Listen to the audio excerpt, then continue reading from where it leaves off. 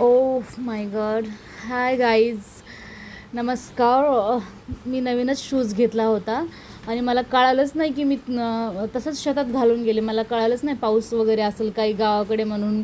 मी असं दिवाळीच्या सुट्ट्यासाठी गेले होते आणि शेताकडे जावं म्हणून गेले, तर शेतात पूर्ण पाऊस, चिखल आणि माझ्या नवीन शूजची एकदम एकदम एकदम वाटच लावून गेली माझ्या शूजची. आणि माझ्या भावाला बोलले की तू साफ कर, मी तुला 100 रुपये देते. माझा भाऊ बोलला चल ठीक आहे, तुझ्या बुटाचा चिखलच काढून द्यायचा आहे ना, तर मी काढून देतो, तुम्हाला 100 रुपये दे.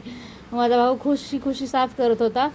तिकडं बहीण काहीतरी तोडत होती आणि सगळे माझा दुसरा भाऊ पण तिकडं फोनवरती बिझी होता. आम्ही सगळे एन्जॉयच करत होतो आणि चिखल एवढा लागलेला पायाला. थँक गॉड की माझे पाय मधून भिजले नाहीत किंवा काय झालं नाही. बाकी हे शूज घातल्यामुळे सेफ राहिले. पण माझा नवीन शूजची वाट लागली. गावाकडं खूप चिखल होता यार. गावाकडं पावसाचे दिवस आणखीन चालू आहेत आणि हा चिखल काढून माझा भाऊ एवढा परेशान झाला, एवढा परेशान, तरी चिखलच निघत नव्हता. एक पायाचं झालं की एक पायाचं. मी थोडंसं परत चिखलात जाऊन हे व्हायचे, लगेच शूज भरायचा आणि हातात पण घेऊ शकत नव्हते काढून ना, कारण मी पूर्ण माझी पॅन्ट वगैरे भिजली असते. म्हणून ठीक आहे, शूजच घालून चिखल भावाला काढायला ठेवलंच आहे म्हणून असं गपचूप मी शूजच घातला. आणि हे बघू शकता आम्ही कसं आम्ही फिरत होतो थोड्या, परत आम्ही त्या फुलाच्या तिथून आलो, परत चिखल लागला. आणि माझ्या बहिणीच्या मुलाला भावानं चुटकुलं आमच्या एवढं चिखलात लोळवलं, त्याच्या तोंडाला, नाकाला, कानाला, डोक्याला पूर्ण चिखल लागला.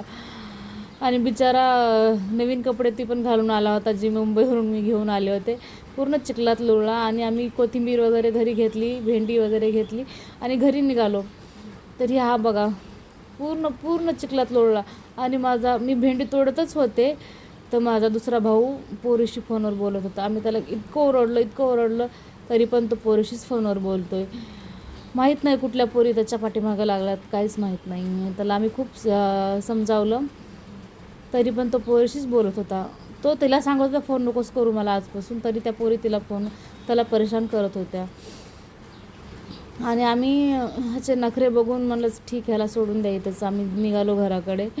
आणि एवढा चिखल, एवढा पाऊस, इतकं किचकिड, मला इतकं इरिटेट पण होत होतं.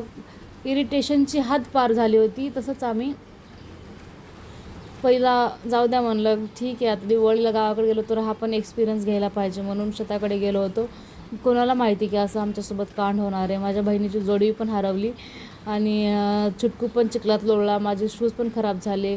आम्ही थोडीशी कोथिंबीर घेतली आणि हे बघा माझे भाऊ चिखलानं मला इतकं मारलं त्यांना. ठीक आहे, फाईन.